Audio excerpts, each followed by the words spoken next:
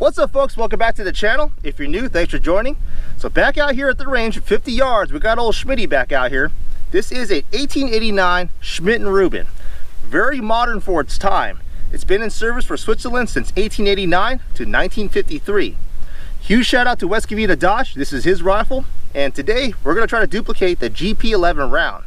Now the GP11 round is a 7.5 by 53 which shot smokeless powder and a paper patch 200 grain projectile. So the designer of this rifle was Colonel Rudolf Schmidt, and then the ammunition designer was Edward Rubin, hence Schmidt and Rubin. Like I said, very modern for its time, kind of unusual. This was the era where there was transitioning from a paper patch projectile to a copper projectile. The GP11 round is a downloaded version of the GP90. So folks, my bad for calling it the GP11. I had it backwards. This is the GP90 round, and in today's video, we're going to go ahead and duplicate that bad boy. I'm going to show you guys the performance downrange. This thing ended up working very well. Stick around.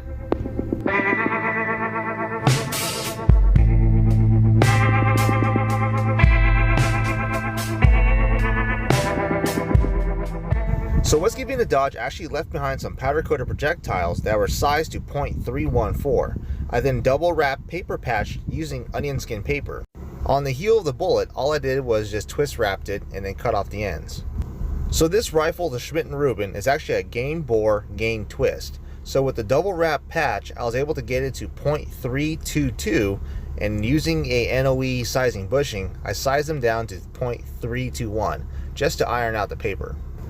Using the Lee Universal Expanding Die to expand the necks, I went ahead and ordered a NOE .324 by 320.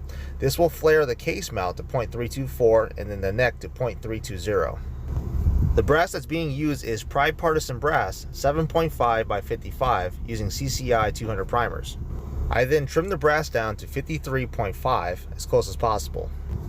So with this particular projectile, only the front driving band is sized down to .321. This being onion skin paper, 80% cotton, it's only ironed out, leaving most of the air inside the paper. According to some of the older paper patch articles, including the book The Paper Jacket from Paul Matthews, it indicates that you want to have as much air as possible in the cotton. This creates a good seal and barrier between the projectile and the chamber. So for this particular load, we're using IMR 4895 around 30 grains. We're also using Trail Boss around 17.5. So here's a unique fact about the way these things are loaded. I learned this at a younger age with my uncle. Now these projectiles are just thumb seated into the cartridge. With the driving band at .31, it stops right at the case mouth, having a uniform overall length. So there's actually enough neck tension that it doesn't really affect the bullet's overall length, and it doesn't allow the bullet to be stuck in the chamber. I'm going to demonstrate this with the dummy round.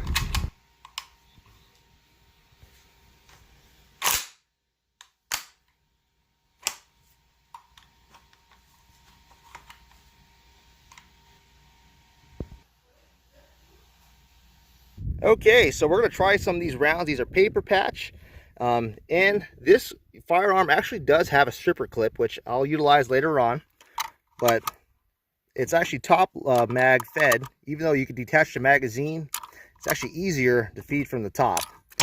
So these are loaded up with IMR 4895. Afterward, we got 5 rounds of Trail Boss at 50 yards. This sight aperture on this rifle starts at 300 meters. So I'll be aiming at the bottom of the target, and hopefully we can get on paper and see how well she prints.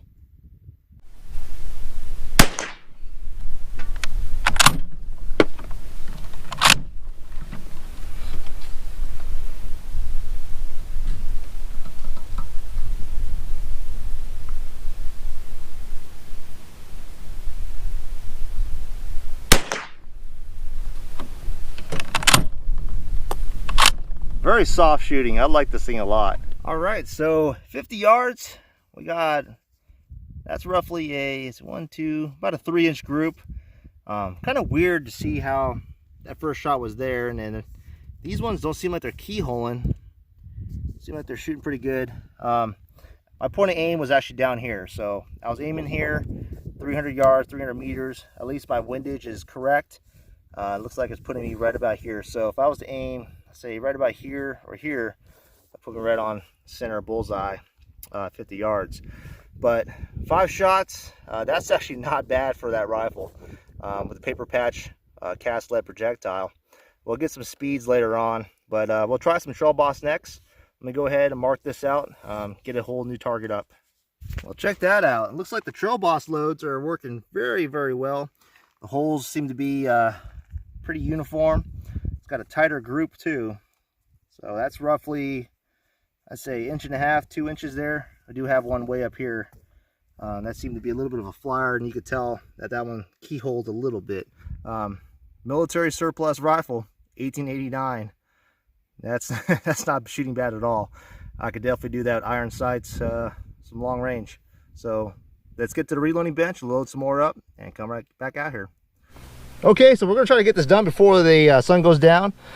So West Covina Dodge actually managed to get some stripper clips. These actually took quite a long time to get over here in America, but these are exactly what they look like. These are the original stripper clips, reusable. It's kind of a weird cloth / paper style, maybe asbestos, I don't know. But the way they work is pretty simple. You put them up like that, load them out like that, and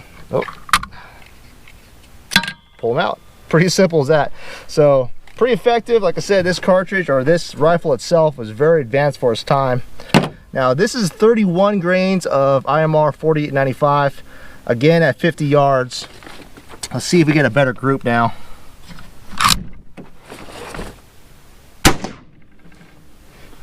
Yeah, I got a little bit more kick to it, that's for sure.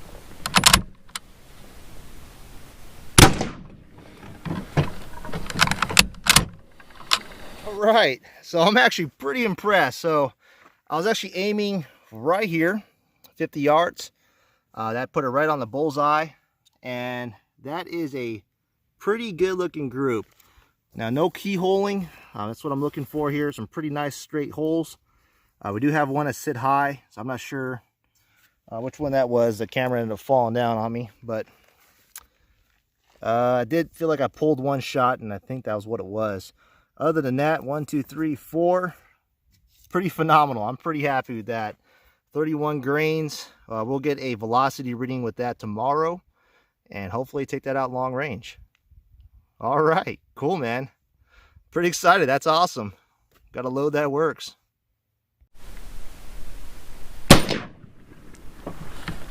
Okay, so here's the Trail Boss loads. Got 2 in one hole here, 2 in one hole there, 1 there, and 1 little low. Not bad, but man, that's pretty tight. One thing that I'm keeping note of is the actual windage is spot on, so I don't have to do anything with that. Elevation, like I said, my point of aim is here. The thing is set at 300 meters. That's roughly on point with this actual group here. So the velocity to be spot on with the actual iron sight seems to be dead on with that 31 grain load. Okay, so we're at 500 yards. We're gonna give old Schmidt a good try here at 500. See how well she does. I do have the chronograph set up, so we'll see if I can make some impacts on steel here. Impact.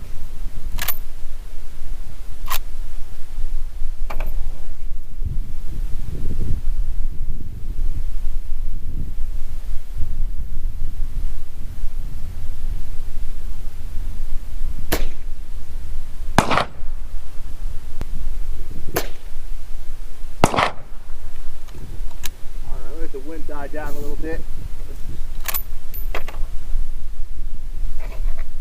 This is pretty fun at 500 yards, tell you that.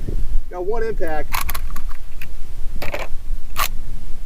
All right, so the velocities we're averaging 1,789. So not too fast, but it's kind of slow. It's actually slower than Trail Boss. Standard deviation of 82. So we'll have to try out Trail Boss. I think Trail Boss will probably be a better load for this. We're getting over 1,830 FPS. I did get 1,900 feet a second. I did see that, but majority of it was, yeah, right roughly around 24. Again, using a magneto speed. I don't know if it's picking up the paper patch or something, but hey, regardless, this is super fun to do. 500 yards, plinking. iron sights, and some wind. Really fun. Well, folks, that's really all I got. Want to know what you guys think of the paper patching? 500 yards, cast lead bullet. You can see how smooth that action is. Swiss made. Well, hope to do more in the future. If you like this video, go ahead and smash that thumbs up button for me. As always, stay safe. I'll catch y'all in the next video. Thanks for watching.